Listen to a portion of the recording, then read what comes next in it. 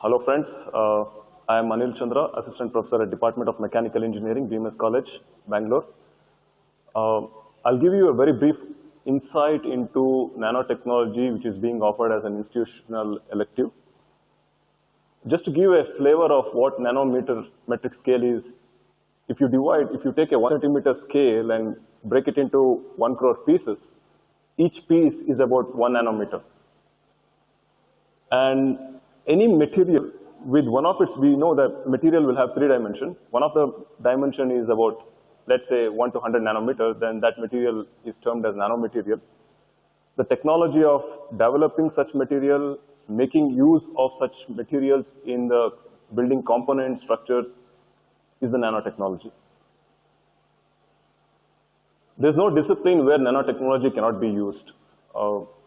Be it civil engineering, mechanical, medicine, electronics, food, aerospace, printing, energy harvesting, sports, recycling.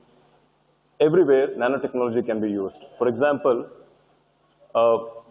we want to build, next slide. You want to build a car. The car has to be high strength, crash resistant, lightweight, and also it should be economical.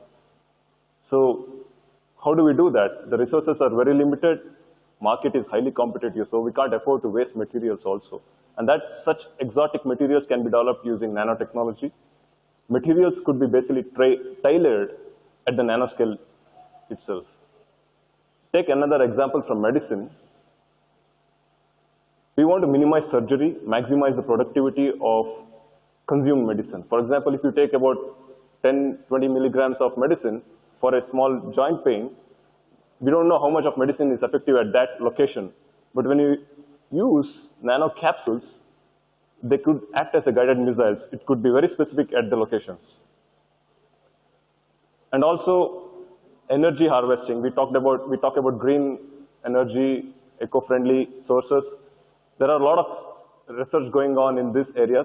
Even in sports, when you want to build very stiff, like for example, golf club, or for example, tennis racket, for that matter, even tennis ball, all these are nanotechnology tailored materials.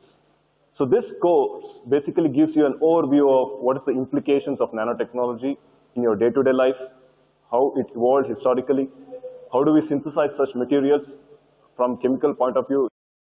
It's more of chemistry there. We also look at how to characterize these nanomaterials. How do we see a nanomaterial?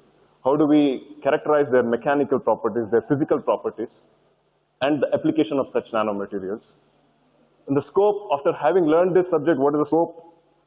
You can collaborate with the professors of the leading institute, build up your own startups, and also it will help you pursue higher studies and work in the cutting edge technologies. So I hope you make a right choice. Thank you.